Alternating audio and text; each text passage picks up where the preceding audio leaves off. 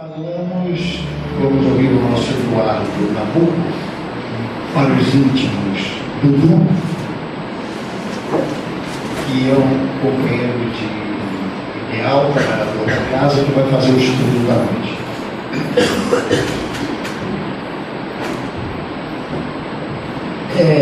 Como do conhecimento de todos nós, cristãos que somos, nós vivemos cercados, no dizer de Paulo, no capítulo 12, versículo 1 da epístola que ele escreve aos Hebreus, nós vivemos cercados por uma multidão de testemunhas, segundo ele. E a literatura espírita, a doutrina espírita, reafirma de maneira integral, como não poderia deixar de ser, esta doutrina fundada no cristianismo,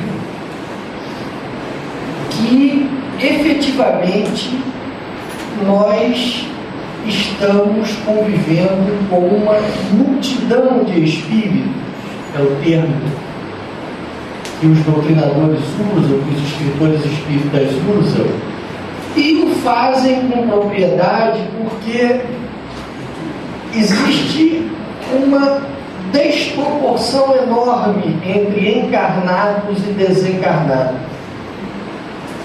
Esses bilhões que o Gilson nos trouxe, vocês imaginam quantos desencarnados que nós temos entre nós, aqui mesmo nesta sala, neste momento, agora, talvez centenas de espíritos desencarnados estejam a nos assistir. Isso não nos causa nenhum constrangimento, porque, obviamente, nós estamos aqui na casa espírita, com a proteção dos espíritos que trabalham na casa. Mas se esse testemunho ele existe aqui na casa espírita, o certo, ele também existe no nosso dia a dia. Não haveria lógica em que os espíritos somente se acercassem de nós quando estivéssemos equilibrados, num ambiente como que aqui estamos agora, e no nosso dia a dia eles efetivamente não se acercassem de nós. E a nossa realidade não é essa. E, infelizmente, tendo em vista o momento no qual a grande maioria de nós se encontra, temos conosco, temos em nossa companhia, não raras vezes, espíritos equivocados, e que se chegam a nós exatamente para fomentar os nossos equívocos, se comprazem nisto. O Livro dos Espíritos, a partir da pergunta 456, ele discorre muito didaticamente e com bastante didática e efetivamente sobre essa simbiose que existe entre o meio espiritual e todos nós. Hoje aqui a gente vai tratar, que é uma coisa que porque não nos preocupa a presença de bons espíritos.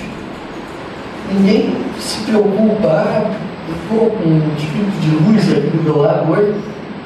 Agora, o que nos preocupa no nosso dia a dia é exatamente a ambiência que criamos e que propicia a chegada de espíritos outros que não desses de maior evolução. Isso é o que realmente nos preocupa.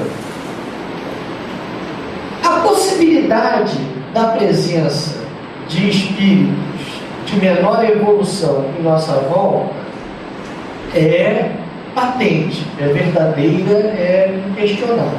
Isso não há dúvida. Desde o dizer de Paulo e confirmado pelos estudos dos doutrinadores, essa ocorrência é verídica e muito maior do que nós imaginamos. Muito bem. Agora, elas, em existindo, como elas se efetivam? Como elas ocorreriam? De que maneira este fenômeno se realiza? Seria ao acaso? A gente está andando na rua, esbarra com o espírito equivocado e ele gruda na gente e vai acompanhando? Ou seria vontade do próprio espírito? O espírito equivocado acorda e diz: eu vou grudar no Eduardo hoje e vou prejudicá-lo. Ou então seria possível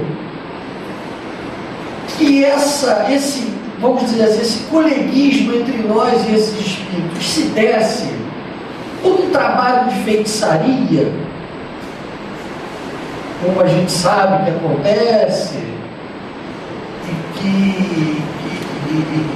que atormenta tanto algumas denominações religiosas? Será que seria possível? A gente tem a vida toda certinha, toda direitinha, e uma pessoa vai e faz um trabalho lá para me prejudicar ou prejudicar quem quer que seja, e a partir daí, então minha vida vira um caos, simplesmente porque alguém teve esse tipo de vibração em relação a nós? É lógico que não.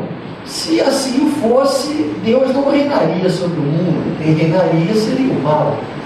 E isso é uma impossibilidade. Não existe nenhuma denominação religiosa, nem mesmo aquelas que porventura se dediquem a fazer o mal, se é que existem, elas acreditam que o mal vence o bem. Isso aí é uma impossibilidade. Então elas existem. Mas de que maneira? Como? Eu costumo dizer o seguinte, que nós somos como se fôssemos um aparelho receptor de rádio. Nós somos um rádio. Então, se a gente quer ouvir determinado tipo de música, a gente bota em determinado tipo de estação.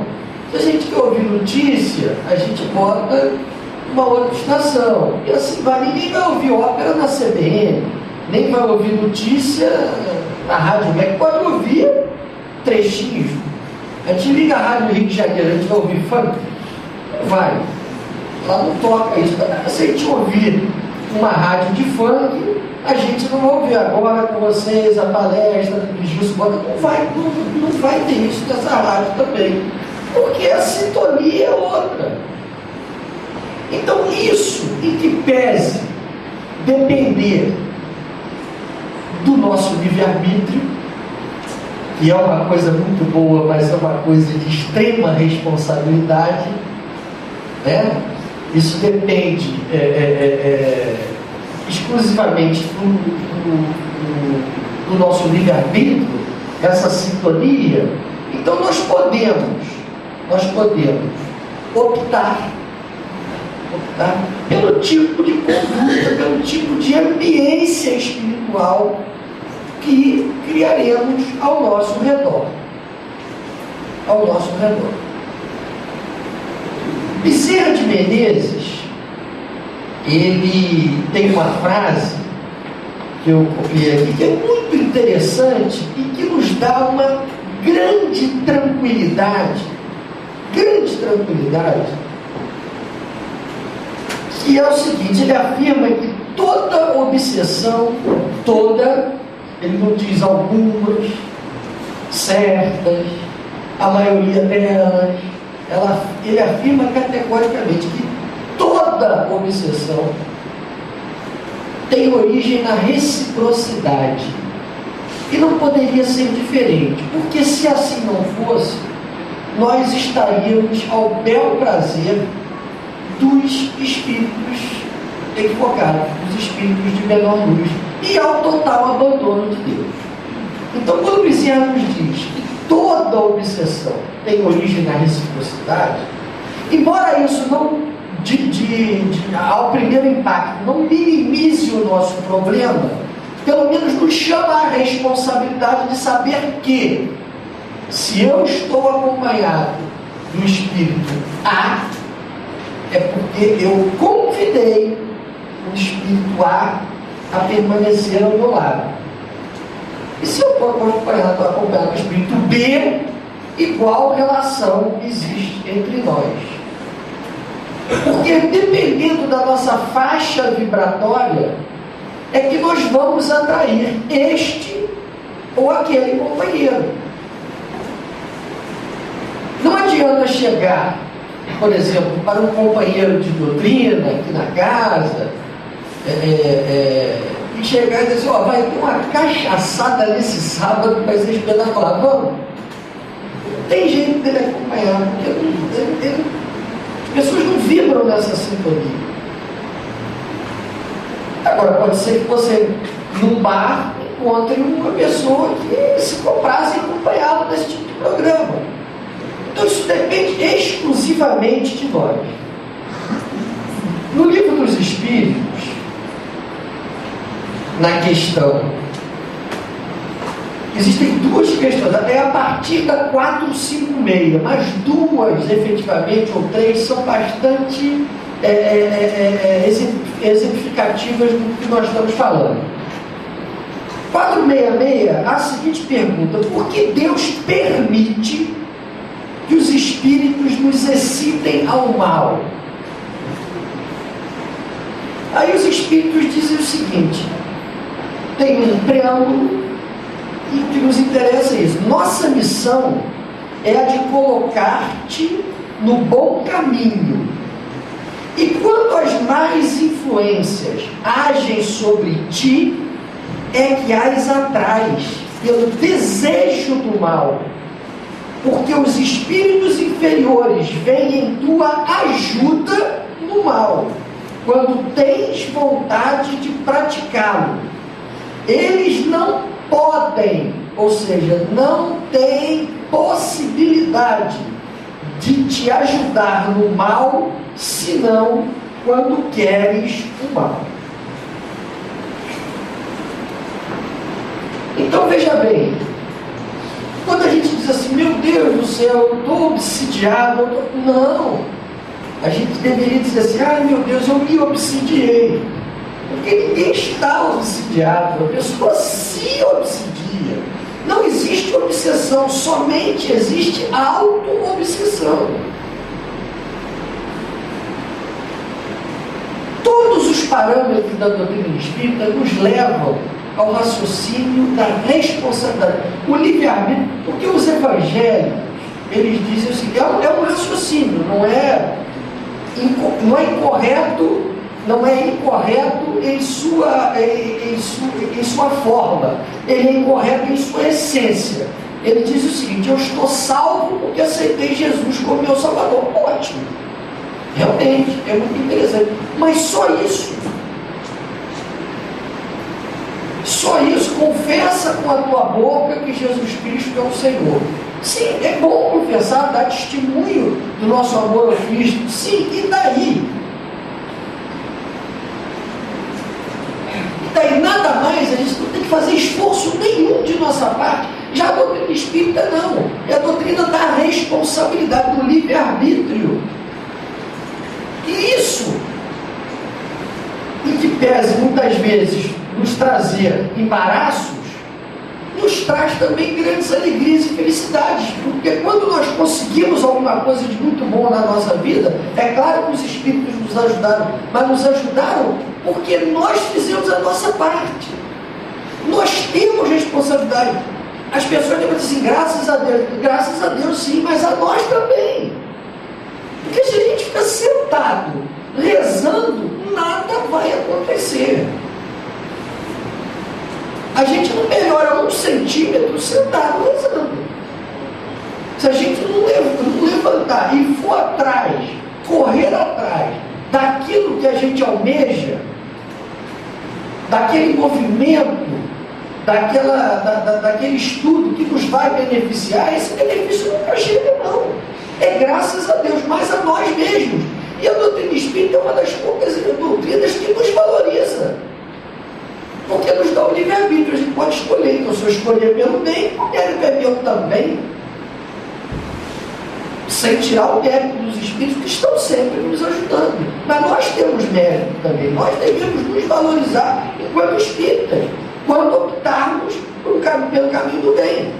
E nos responsabilizarmos, e não responsabilizar o diabo, não responsabilizar Deus porque me abandonou. Quando nós optamos pelo caminho do mal. E aí tudo dá errado. Porque é aquela questão do rádio. Não adianta querer ouvir palestra espírita no baile funk. E não adianta querer dançar funk no centro espírita. Não combina, não funciona. Isto não irá ocorrer.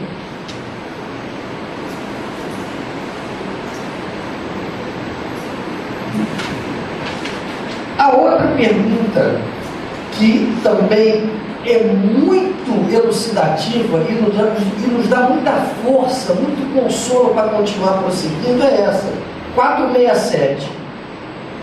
Nós podemos nos libertar da influência dos espíritos que nos solicitam ao mal, ou seja, nós podemos nos livrar de espíritos que estão em nossa volta, nos induzindo ao mal. Aí o que os espíritos respondem? Sim, porque eles não se ligam senão aos que os solicitam por seus desejos. Então, se a gente tem um espírito do mal ao nosso lado, não foi trabalho feito, não foi praga de madrinha, não foi nada. Porque às vezes eu falo, meu Deus, uma coisa horrorosa é praga de madrinha. Mas nem praga de madrinha consegue fazer com que o espírito do mal se acerque a nós. Por quê? Porque os espíritos superiores afirmam, sim, a gente pode se libertar da influência dos quatro espíritos? Sim, porque eles não se ligam senão aos que os solicitam por seus desejos ou os atraem por seus pensamentos.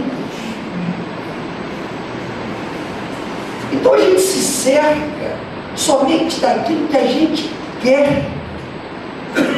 Ninguém tem culpa. Olha a doutrina da responsabilidade. Ninguém tem nenhuma parcela de culpa nos nossos desequilíbrios. O espírito que está ao nosso lado, nos induzindo ao mal, tem a parcela de culpa, porque a gente deu abertura, a gente já está com vontade de fazer. É o caso do alcoólatra. O alcoólatra ele não pode tomar o primeiro gole. Não tem nenhum espírito que faça o alcoólatra beber até cair, desde que ele não tome o primeiro gole. Agora, se ele tomar o primeiro gole, aí vem 200 bebês junto com ele. Ele vai beber até ele cair. Quem morre de overdose de droga? Quem começa usando uma pequena porção de droga. Você não cheira 1 quilo de cocaína de uma vez. Você não fuma 2 quilos de maconha. Não é? Você cheira um pouquinho, dia da noite, e morre no 3º dia.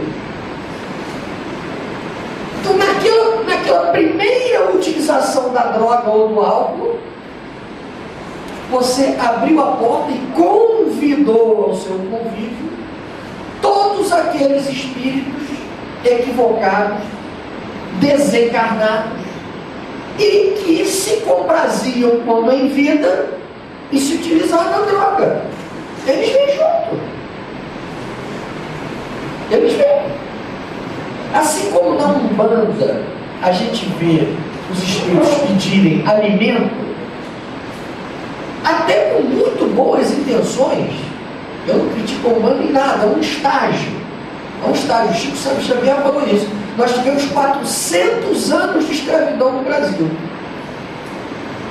quase 400 anos de escravidão. Então ainda vamos ter que ter muita paciência, muita tolerância com a Umbanda, porque é um caminho. Então o espírito da Umbanda vem e pede o quê? Ele pede aquilo que é dar a vida. Eu quero uma galinha, eu quero uma farofa. Mas ele está ali e poderia até ser doutrinado, você não precisa mais dessa comida, mas está no estágio dele, respeitemos. Agora, quando você usa droga, quando você em sendo alcoólatra, porque não é você não poder tomar um vinho no almoço, é você poder tomar um copo de cerveja. Agora, tem pessoas que não podem fazer isso. Não podem. Por desvios nestes aspectos do álcool e outras intervenções. Ele já nasce com desequilíbrio para aquilo. Então a gente sempre está chamando, quando ocorre alguma coisa, morreu de overdose, ou é alcoólatra, caiu, quebrou a cabeça, não é culpa de ninguém, é culpa da própria pessoa. É culpa da própria pessoa. Porque Bezerra de Menezes diz isso e o Livro dos Espíritos diz isso aqui. Quer ver mais? O Livro dos Espíritos é um negócio muito interessante. Na própria pergunta 466, ele termina assim: se és propenso ao homicídio, se és propenso, quer dizer, se a gente nunca teve vontade de matar ninguém, nem coragem de matar ninguém, nem por mais coisas que acontecem, porque o jeito mata em sinal de trânsito. Eu fechado a mata, e não é de vez em quando, não, a gente sabe, é toda hora. É toda hora. Se és propenso ao homicídio, terás uma multidão de espíritos que manterão esse pensamento em ti. Aí depois ele complementa: mas também terás outros que se esforçarão em te auxiliar no bem. Agora, se a gente está numa vibração homicida, é muito difícil que a gente abra a porta. Isso vai depender de nós também, por causa do livre-arbítrio. É muito difícil que a gente abra a porta para as influências benéficas. Então, quem não tem tendência homicida não vai se tornar homicida. Eu às vezes vejo assim: nossa, é uma pessoa tão calma, é uma pessoa tão boa, desequilibrou e matou. Não, ele não era calmo, ele era contido. Ele era contido. Aí pegou um revólver na gaveta e falou: mas quem é bom não tem revólver em gaveta não, gente. Aí pegou a arma que estava na gaveta da compra e matou a mulher, mas ele era tão bom. Então para que a arma que está na compra? Para defender de ladrão é ruim, não tem jeito. Não tem jeito. Eu sempre digo, a gente é muito preocupado com a legítima defesa do corpo, a gente devia se preocupar com a legítima defesa do espírito. Porque se a gente não matar e morrer, a gente teve a legítima defesa do espírito. Porque a legítima defesa do corpo há que ser ponderada. Agora, a legítima defesa do espírito não é plena. E eu gostei muito de uma frase recente que disse o vice-presidente da República, né, o Zé de Alencar. Eu estava infectável, aquela coisa toda, atualmente até está internado. Ele falou o seguinte: olha, se Deus quiser, se Deus quiser, não, se eu tiver que morrer, se eu tiver que ficar vivo, se eu tiver que ficar vivo, se Deus quiser que eu fique vivo, câncer nenhum vai me matar. E se Deus quiser que eu morra, Ele também não precisa de câncer nenhum para me matar. Então o jeito que ele tem muita paz, é muito cegado, mas anda com o revólver na cintura para reagir a um assalto, para não fazer mal a uma mosca. Não existe isso. Não existe isso, porque se não for a hora dele morrer, o jeito não vai dar um tiro, ou vai dar 2, 3, 4 tiros, e ele não vai morrer. E a gente está cansado de ver isso. A gente levou 2 tiros, levou 3 tiros, morreu. Então a gente se cerca dessa violência e não percebe. Aí compra um revólver, bota dentro. Tem até uma trovinha, que eu não sei trovinha nenhuma, isso é um Gilson e Gilberto, sabe?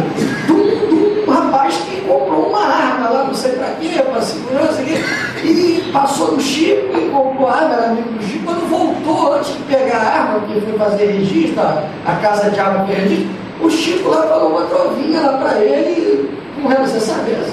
Então faz aí, por favor. Vamos fazer uma. E além de ter comprado a arma, ele gostava, ele criava cachorro bravo, pitbull, daí pra cima, leão, tigre, na casa dele. Aí, quando ele chegou em Uberaba, tinha uma cadeira vazia ao lado do Chico. O Chico parecia que estava esperando ele, dormindo. Senta aqui. Ele sentou, o Chico psicografando, aí puxou um papel, como o mesmo quando ele fazia, puxou um papel pequeno e escreveu uma provinha e fez assim, arrastou para frente do domingo. Ué, escreveu para todo mundo. Sabe que é para mim, nem eu. Fé estranha a do cristão, Chico Diogo, conserva cachorro bravo e carrega arma de fogo. Quando chegou em São Paulo, nem foi a arma de fogo. Então, a verdade é essa. Então a gente vai se cercando de coisas, sem saber, e junto da arma tem um monte de espírito que gosta daquilo, e não vai ser o espírito do Chico Xavier nem de Eurípides, não sei de quem vai ser, mas desse que a gente conhece, Humberto de Campos, desses espíritos que a gente gosta de pedir intervenção, esses não vão em um local onde esteja uma arma de fogo.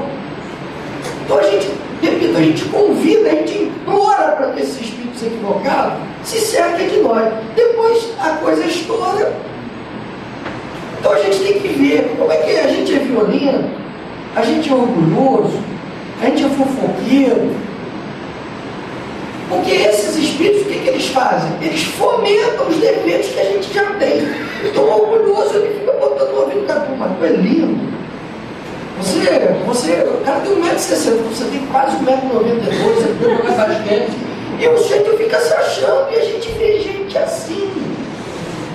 A gente vê gente assim, que anda de peito estufado, olhando para o lado, eu fico vendo às vezes, e não é só mulher não, porque ele diz, as pessoas falam, mulher que pode, mas tem homem que está andando aí, passa uma vitrine e se olha,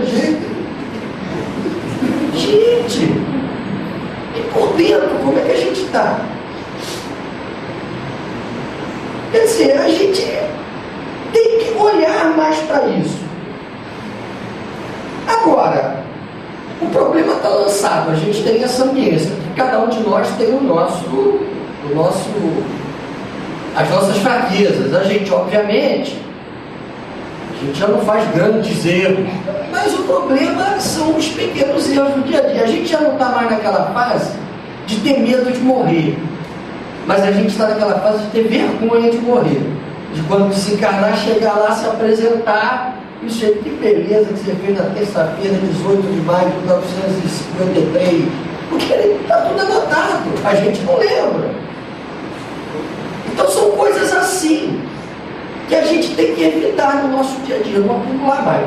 Bom, o problema está lançado. Então, auto-obsessões todos nós temos. Briga de trânsito, briga com a mulher, briga com o filho, briga com o namorado. Conclusão, auto-obsessões nós temos. Mas, em compensação, é certo que a bondade de Jesus, ela é infinita. Ela é muito maior do que os 70 vezes 7. Por ele mesmo ponderado, é muito maior. Jesus, além da reencarnação, quando a gente vê às vezes os antecipos, reencarnação é uma questão de justiça, é uma das fases mais próprias que eu já vi, já tive contato. Porque realmente a coisa é infinita. Nós vamos ter que melhorar. Nós teremos possibilidade de melhorar, porque a misericórdia divina é infinita. Como? Nas reencarnações. A gente pode melhorar, vamos dizer, em 2, 3 encarnações ou em 300 encarnações. Isso aí é problema exclusivamente nosso, de respeito ao nosso livre-arbítrio. O Chico falou recentemente, quer dizer, antes de se encarnar, que a convivência dele com Emmanuel já estava a fazer 40.000 anos. Há 40.000 anos que Chico e Emmanuel conviviam, obviamente, num grande período, como espíritos equivocados. Porque de Emmanuel a gente tem notícia há 2.000 anos que era um espírito equivocado. Eu não tenho notícia do que era o Chico há 2.000 anos. Ele está 40.000 com Emmanuel, 38 para trás ainda. E chegou onde chegou. Não é? Nos dando exemplo de tudo isso que a gente sabe. Então a misericórdia divina é infinita. E qual é a fórmula? Qual é a maneira que nós temos então de melhorar? Porque todo dia a gente dá uma escorregadinha. Todo dia a gente dá uma escorregada. Não tem jeito, é muito difícil a gente ficar um dia inteiro sem vacilar. É muito difícil. Está muito mesmo. E como a gente já sabe que só confessar com a nossa boca que Jesus Cristo é o Senhor, ou então somente todo domingo para assistir o ofício religioso católico e nada mais durante a semana, isso não vai resolver. Isso não vai resolver, porque isso não depende de nós. Eu não vou nem falar então de promessa, porque as promessas são as mais absurdas. Eu não tomo Coca-Cola um mês, não como pizza no final de semana, assim, e daí? Então, os espíritos, gente, nesse caso os bons, e nesse caso eu acho até que os bons e os equivocados também riem muito das promessas. A minha avó, a coisa que ela mais gostava era pão com manteiga. Ela já desencarnou há 20 anos, morreu com 80 e poucos anos. A minha tia, quando era criança, que hoje tem quase 70 anos, ela teve um problema, que eu não sei o que é, porque eles não sabem explicar também direito, mas ficou boa.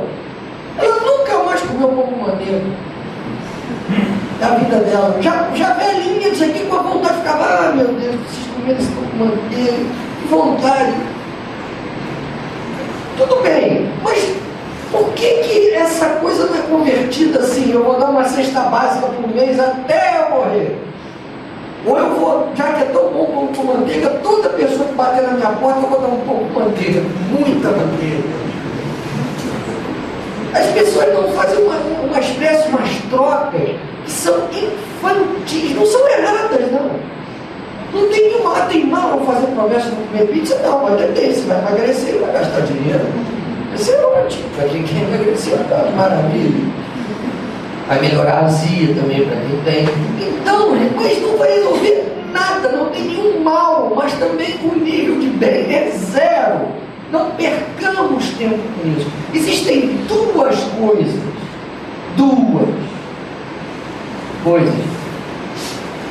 com uma só raiz para que nós melhoramos. Aquela deve comer pizza, ela deve comer pizza, ela está rindo, tem duas coisas que a gente pode fazer com uma raiz única que efetivamente resolve os nossos problemas. É a prece e o trabalho no bem, que tem origem no amor. Fora disso, vai ser muito difícil a gente segurar a nossa alma. Pelo estágio que eu me encontro. Vocês podem, estão muito melhores do que eu, mas eu não tenho jeito. Quase que de segunda a domingo fazendo alguma coisa, porque tem que ter a prece. Isso João Carlos Cunha, que é um amigo nosso, fundador da casa aqui, que no momento está desencarnado, mas trabalhando, porque volta e meia vem pela psicografia e tudo. Ele dizia o seguinte: espírito é complicado, espírito é um ser complicado. Porque ele vê tanta lógica das coisas, e a doutrina espírita ela é lógica mesmo, que é uma doutrina raciocinada. Então eu dizia assim, espírito é complicado. Então eu dizia assim, por que eu tenho que fazer prece? Se os espíritos superiores, por serem superiores, sabem do que eu estou necessitando. Será que Eurípides não sabe dizer? Jesus não sabe do que eu estou necessitando? E eu tenho que fazer prece para ele? É claro que eles sabem do que a gente está necessitando. É óbvio que eles sabem. Mas aí entra a doutrina da responsabilidade. Então não basta confessar com a nossa boca que Eurípides é o nosso queridinho. Não adianta isso. Não adianta vir segunda-feira no centro, ouvir palestra, tomar passe e água fluidificada e mais nada. Entra o livre-arbítrio. Então a coisa é mais ou menos a seguinte.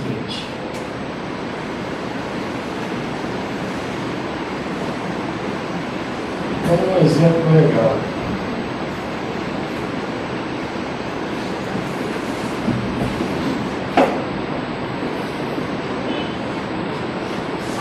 Aqui está a Angelina, no seu teclado, pequeno. Aqui está o Vicente, grande sujeito, santo homem, não sei se vocês conhecem, marido da Angelina. Aqui está o Vicente. Aí a Angelina chega, Vicente chegando lá da contabilidade, aquele negócio todo, a Angelina, Vicente, eu quero, Vicente, um teclado que eu vi numa loja que é o dobro do tamanho do meu. Aí eu disse, Angelina, eu não posso agora, Angelina, comprar esse teclado, Angelina. Não, Vicente, mas eu quero teclado. Qualquer 25 mil compra aquele teclado, Vicente. Eu disse, meu Deus do céu, Angelina, 25 mil reais, eu não tenho nada, 25 mil dólares. Aí o Vicente se desequilibra. Lógico, uma hora dessa, não tem que se falar em prece. Né? Não tem que falar nada. Então o Vicente aqui, coitado de Angelina, pensando no tecladão dela lá, com 200 oitavas, não sei o quê. E você, não, Angelina, não é, 25 mil dólares, Angelina, muito bem. Aí a Angelina pega e vai embora. Vicente, você é pão duro, Vicente, não sei o quê. Aí, e o Vicente fica aqui, coitado, vindo nervoso, posso estar doido, não posso comprar um teclado, 25 mil dólares, aí fica nervoso, fica irritado, se desequilibrou, aí cria uma faixa vibracional densa em sua volta. Os espíritos do bem, conhecendo Vicente, aliás, era um dos fundadores do nosso trabalho da Quentinha aqui no início, há 20 e poucos atrás, ele distribuía a Quentinha para ele. Os espíritos começam a mandar vibrações boas. Vou botar os espíritos bons aqui. A mandar vibrações boas, mas a crosta que o Vicente criou pelo desequilíbrio não consegue atingi-lo. Aí os espíritos começam, calma, Vicente, conversa com ela, vamos ver se ela desiste, brincadeira, ela desiste, vamos mais barato, não sei o que, mas o Vicente está lá, essa Angelina, não sei o que. Aí tá. Aí em determinado momento, o que o Vicente faz? Ele faz uma prece. Ele diz o seguinte, meu Jesus, o que é isso que está acontecendo comigo, não sei o quê. Quando ele faz uma prece, imediatamente, uma parte, ele ainda está bloqueado com ele, mas uma parte dessa crosta se rompeu, e uma dessas vibrações já consegue penetrar. Porque assim como o bonequinho é influenciável pelo desequilíbrio, pelos espíritos que querem desequilibrar, essa mulher quer tudo, quebra aquele teclado dela pequeno, não dá nenhum para ela, tira ela dessa vida de tecladista. Aí, ele também tem influência dos bons espíritos. Aí entra uma aqui, aí ele já dá uma acalmada. Nessa acalmada, ele continua em prece e vai abrindo. Aí as vibrações boas vão entrando até que acaba tudo. Ele acaba, aliás, ele para de ficar irritado, nervoso, não vai comprar o teclado, que é um absurdo, é lógico, vai, tá entendendo? Se reequilibrou. Então daí o motivo da gente ter que fazer prece. Porque realmente isso é um absurdo. Pô, mas os espíritos superiores não sabem que eu estou precisando disso, não sabem que meu filho está doente e precisa de ajuda, não sabem que eu estou desempregado. E muitas vezes também aquele momento de desemprego, aquela doença que veio, ela é necessária para que nos reajustemos. Ela se faz necessária e deve estar presente. E deve estar presente. Por quê? Porque os espíritos sabem o que está acontecendo. Agora nós podemos, com as nossas preces, minimizar um sofrimento. Porque muitas vezes a gente faz prece não é para resolver o problema, não. Porque esse problema pode ter uma origem pretérita. Pode ter origem numa outra vida. E a gente não vai conseguir solucionar ele agora. A gente pode minimizá-lo com muita prece e a gente pode também compreendê-lo. Chico sofreu de angina a vida inteira e morreu sofrendo de angina. Chico teve catarata e ficou cego e morreu cego. De um olho, né? De um olho. Então, mas os espíritos não resolveram a angina do Chico, ele ficava com falta de ar. Os espíritos não resolveram a cegueira do Chico, sabendo que ele estava. Não! Por quê? Porque não era para ser resolvido. Mas também ninguém sabe. Ninguém nunca ouviu o Chico maldizendo a vida por causa da angina, por causa do olho sem enxergar. E a gente maldiz a vida porque furou o pneu do carro. Isso é um sinal que a gente tem carro. E muita gente não tem carro e anda de ônibus, aí não maldiz o pneu do carro. E a gente tem o carro, maldiz o pneu do carro. A gente tem dinheiro para ir ao teatro e maldiz porque chegou atrasado, já começou, não pode entrar. Tem gente que nunca foi ao teatro na vida. Então, se a gente for pensando nessas pequenas coisas que a gente faz no dia a dia, é que a gente vê como a gente atrai perturbação. Depois que está no posto. Não é nada coisa, a gente está se apostando nele. Por exemplo, todo ano existe um motivo sério para nos desequilibrarmos, é o carnaval. Não é que eu seja contra o carnaval, eu gosto de ver bloco de maracatu, acho interessante, vou à escola de samba, não vou a outra coisa, porque realmente não é finismo. Mas o carnaval é legal, tem carnaval legal. Agora tem aquele carnaval que a gente sabe também que é de oitava categoria. Então quem vai lá pode sair mal acompanhado. Pode sair mal acompanhado e depois não reclama. Eu conheço um caso muito interessante, antigamente, hoje eu não sei mais se existe, aqueles blocos pré-carnavalescos, Monte Líbano, era coisa assim indescritível, horrível. E uma vez eu morava num prédio na Gávea e um morador lá disse para a esposa que ia resolver o problema em São Paulo da empresa e foi num baile desse e saiu na revista. Ele ficou um mês desesperado. Era uma revista dessas que só saíam também depois do carnaval, com as fotos desses bailes. Gente, quase ninguém comprava aquilo, quer dizer, comprava aquilo. E ele ficou apavorado, porque um outro lá do prédio viu, levou na sauna lá do prédio e mostrou: rapaz, isso aqui é você. Ah, meu Deus do céu, acabou meu casamento. Então você, meu jeito, foi num baile desse, aí um espírito qualquer vai e influencia um fotógrafo, tira a foto dele ali, e gente não sabe por que acontece essas coisas. Então, por causa daquele baile, ele podia ter perdido um casamento. Não sei nem se ele fez alguma coisa, o baile foi lá divertir, mas não tinha que ir, gente. Então ele ficou um mês, esse homem até emagreceu, porque ele estava apavorado. Apavorado. Alguma amiga da mulher, essas coisas todas que devem passar na cabeça do jeito que está numa situação dessa. Então, carnaval é uma coisa. Esse ano tiveram mais duas coisas: Copa, e ainda vai ter uma terceira, eleição. O sujeito que gosta muito, estou na Copa, o sujeito fica, Argentina, miserável, Maradona, não sei o que é aquela coisa. Aí depois começa no do Lago da Taquara dançar tanto sozinho, não sabe o que aconteceu. Pegou um mau espírito argentino. Tá brincadeira, lógico. Tá brincadeira, mas aí tá andando no meio da rua, de repente. Porque a gente entra nessa faixa vibracional. Vai atrás das eleições. O sujeito vai. Fulano, e debate, não presta, você é ladrão, não sei o que é ladrão. Aí começa aquela vibração. Daqui a pouco chega uma pessoa dizendo, meu nome é Nerd. Porque o cara tá entendendo? Se acerca dessas coisas. A gente deve evitar discussões apaixonadas acerca de temas que não tem solução. Futebol e política não tem solução.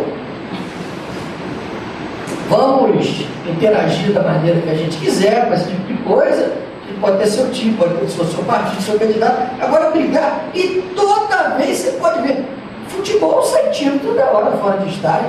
São Paulo então toda hora estão matando gente de pancada, não é nem de tiro. Quer dizer, que ambiência é essa? Política é a mesma coisa. A gente, aqui dessas cidades maiores, estão virando lá no Nordeste, no interior, que não mata. Quer dizer, que ambiência é essa? Quem a gente está chamando para perto da gente para nos dar força para fazer isso, gente? Então a prece é uma das coisas, que eu falei que existiam alguns, uma das coisas que nos ajuda a solucionar esse tipo de problema. E a outra, que também tem origem naquela raiz única que é o amor, é o trabalho no bem. É o trabalho no bem. Porque também só fazer prece e não fazer nada para ninguém, não dá. A gente pode estar entrevado dentro de casa, a gente pode dar um telefonema com um amigo dele e vai dizer, olha, bom dia, eu me lembro do Amazonas, chegava lá para casa às 7 horas da manhã, acordava a gente para dizer, oh, que dia lindo! E a maioria que sabe, ranceniano, já cheio de problemas a vida inteira, ligava lá para minha casa, acordava eu e Ângela, às vezes 7 horas da manhã, para dizer que o dia estava bonito. Ah, mas eu não tenho telefone em casa, não tem problema. Chega uma pessoa que seja amigo comum, eu só diz que fulano, eu mandei um grande abraço para ele, que Jesus dê força a ele. Então, esse é um trabalho do bem, de quem está entrevado em casa, claro. Não vai ser para mim um trabalho do bem, desde ficar telefonando com toda a pouquinho. Mas quer dizer, a gente tem um monte de oportunidades de melhorar, um monte. Aqui nesta casa, não vou nem falar do núcleo, nessa casa aqui, as frentes de trabalho são tantas que a gente pode contar as dezenas, não é uma dezena não. Você sabe, tem 10 frentes de trabalho? Não. Tem dezenas, e sempre faltando quem queira trabalhar, sempre. Um trabalho que eu acho aqui fenomenal, e que ocorreu comigo há 22 anos atrás, quando eu aqui cheguei, é esse trabalho de recepção aqui na casa. Quando eu cheguei era Isabel e o Antônio Paulo, foi que receberam a minha Ângela. Então, porque a pessoa vem a primeira vez, fica meio assim, tem aquele sorriso, aquele carinho. Agora, para trabalhar na recepção, pode ver novela. Não dá. Pode ser o capítulo maior do mundo, o último, penúltimo, a repetição do desvinte da história que as moças da recepção estão aqui, sempre sorrindo. Elas não têm problema em casa? Claro, você já viu alguma chorando? Seja bem-vindo, eu queria essa casa. Não existe, não sempre. Ah, mas elas não têm problema. Como não tem problema? Ela tem todos os problemas igualzinho a gente, que às vezes vem para cá de cara amarrada. O coral, tirando a exigência da Angelina em relação ao Vicente, o coral, ele vem aqui, canta, distrai, a só vai lá cantando, tem que ensaiar, tem que decorar a música, e não é só hoje não, é hoje, é terça-feira de 15 dias, o outro vem na quinta, tem às vezes a apresentação no domingo, é um trabalho, não é um lazerzinho, vamos lá no tempo tocar violão, não é isso. É um trabalho, tem assiduidade, tem regularidade, tem horário, tem tudo. É chegar ali e tocar, não, é ensaiar, tirar a música, ver como é que toca, então tudo isso. Então as oportunidades da gente melhorar são infinitas. Agora depende da utilização do nosso livre-arbítrio.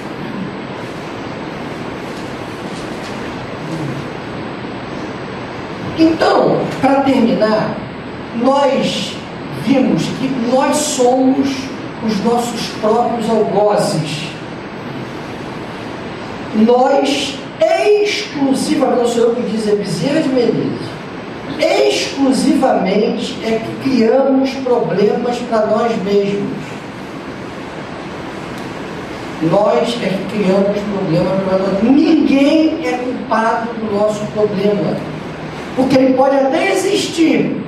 Ah, eu tenho um filho muito doente, tá? Isso é um problema. Não vou dizer que não, vai ficar cantando na rua porque tem um filho muito doente. Não, não é isso. Pode sofrer, deve sofrer, porque somos humanos, é claro que sofremos, mas com equilíbrio, com confiança, com fé, em que o mundo é regido por Jesus e pelos Espíritos superiores. E só isso nos vai trazer o equilíbrio necessário a que nós evitemos, no nosso dia a dia, percalços outros completamente evitáveis, coisas pequenas. Mas assim como a overdose da droga, as coisas também começam com coisas pequenas. E vão gerando, e mais espíritos inferiores vão chegando a nós, e mais, a ponto de, em determinado momento, a gente ter muita dificuldade de se livrar. É como a gente vê, às vezes, assim, um bandido que saiu de uma quadrilha e foi assassinado, porque já está tão enredado naquilo, que ele não consegue mais sair. Ele não consegue ter outro modo de vida, senão aquela vida no equívoco, porque ele mergulhou naquilo. Então oremos, façamos prece e trabalhemos no bem cada vez mais. Todo mundo tem meia hora por dia, numa semana, para fazer isso. Não é possível ter um dia, porque somente, meus irmãos, somente desta maneira é que vamos evoluir, é que vamos melhorar, é que vamos nos equilibrar. Que Jesus nos abençoe nos nossos bons propósitos.